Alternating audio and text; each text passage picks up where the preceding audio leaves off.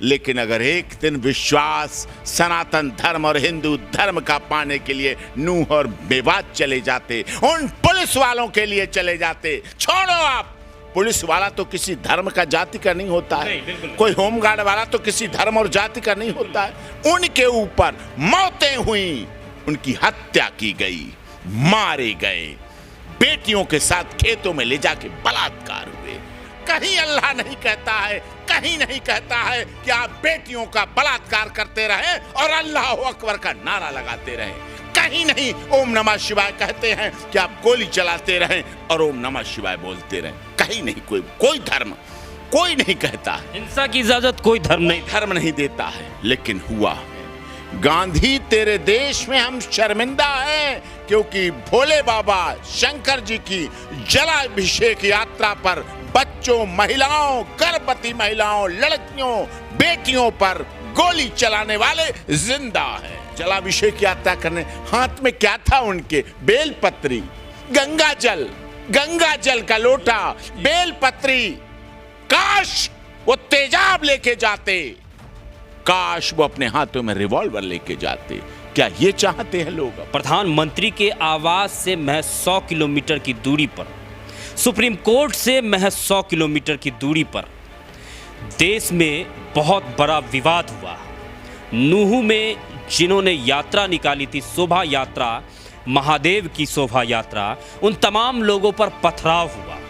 उन तमाम लोगों को ये कहा गया कि हिंदुस्तानी भारत छोड़ो, हिंदुस्तानी वापस जाओ।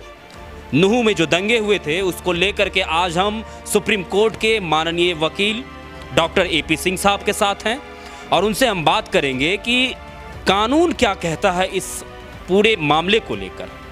क्या कानून इस बात की इजाज़त देता है कि आप अपने हाथों में पत्थर उठाइए? क्या कानून इस बात की इजाज़त देता है कि आप दंगे फैलाइए? और अगर कानून इस बात को लेकर के त्वरित सज़ा नहीं दे रहा है तो क्या कानून कमज़ोर है?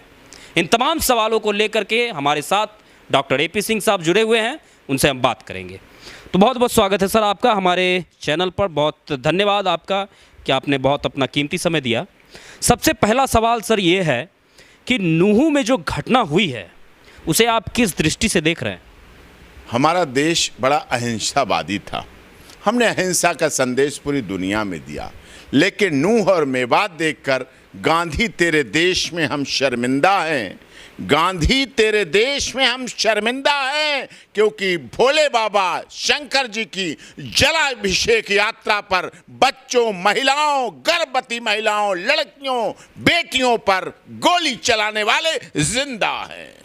इसलिए गांधी तेरे देश में हम शर्मिंदा हैं, क्योंकि बहन बेटियों के बलात्कार करने वाले जिंदा हैं। भोले बाबा की जलाभिषेक यात्रा पर जो जल चढ़ाने जा रहे थे, प्रथम अपने सावन का सोमवार पे जा रहे थे, उन पर मंदिर के पास की पहाड़ियों पर, जो मंदिर के सौंदर्य को बढ़ाने के लिए पहाड़ियां थी, उन पर लोग अतिक्रमण करके जो रह रहे थे, उन्होंने पूरी तैयारी के साथ पेट्रोल बम चलाए, गोलियां चलाई, पत्थर फेंके, क्या क्या न हुआ। इसलिए गांधी तेरे देश में हम अहिंसा का नारा लेके अब शर्मिंदा हो गए हैं। और इसीलिए लोगों ने कहा कि हम कब तक सहते रहेंगे? क्या भोले बाबा की यात्रा करना, क्या सावन में जलाभिषेक की यात्रा करना, पहले से परमिशन, शासन प्रशासन की अनुमति, पुलिस को पता हर साल होती, विशाल प्राचीन मंदिर, वहाँ लोग यात्रा जलाभिषेक यात्रा करने, हाथ में क्या था उनके? बेलपत्री, गंगा जल का लोटा, बेलपत्री।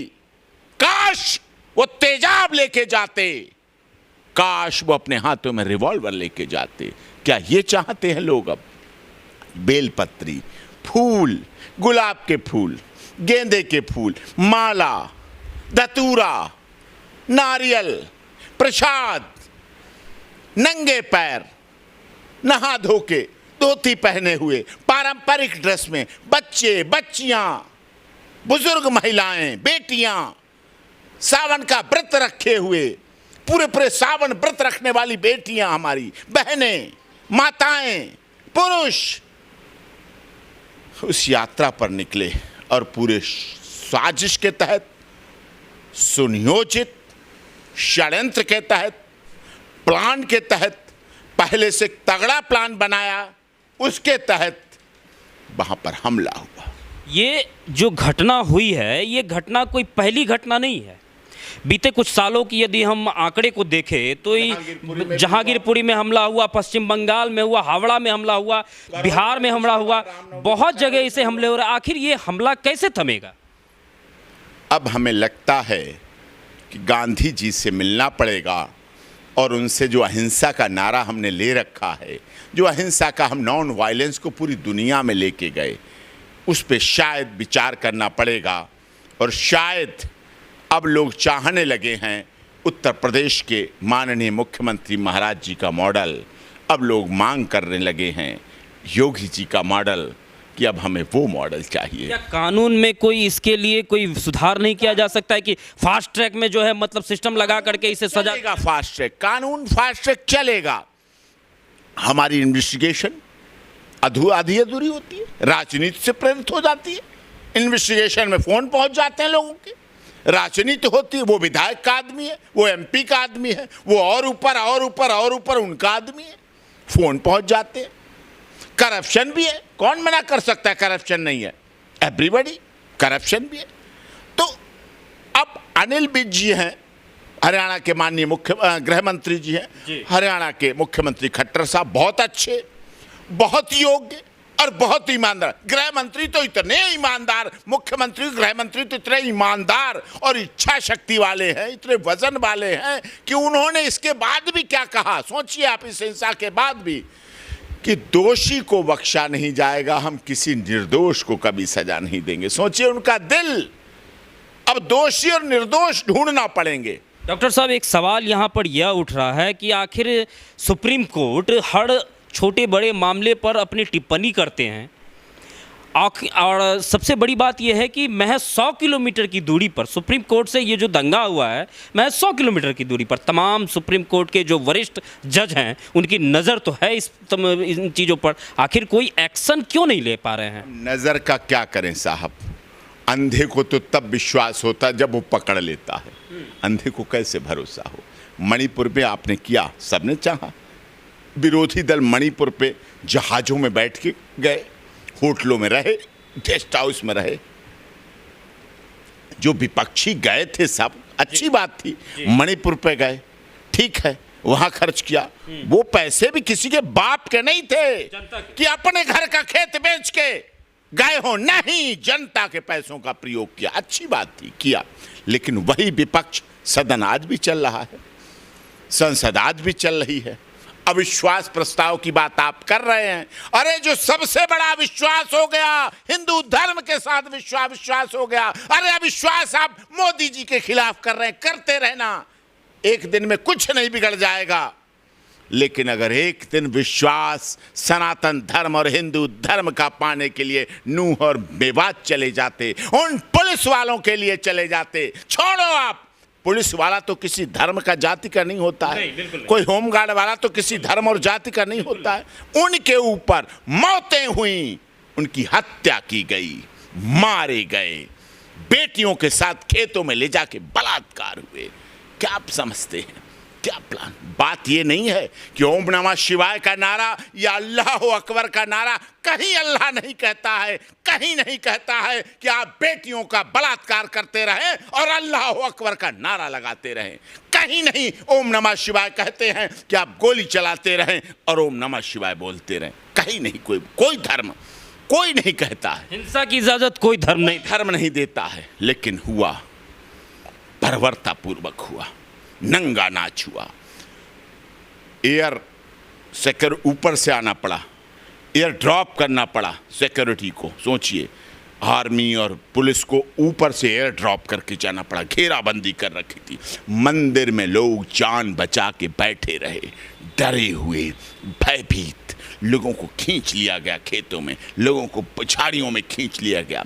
हमारी बहन बेटियां पता वहां क्या कहती लोगों से, मैं रक्षाबंधन तब करूंगी जब मेरी इज्जत आबरू जो लूटी गई है उसका बदला मिलेगा। सिंह साहब, एक सवाल यहाँ पर ये उठ रहा है कि वहाँ पर जो लोग गए थे और वहाँ से जो आने के बाद कुछ लोगों का ये कहना है कि वहाँ पर नारे लगाए जा रहे थे कि हिंदुस्तानी भारत वापस जाओ, हिंदुस्तानी भारत छोड़ो।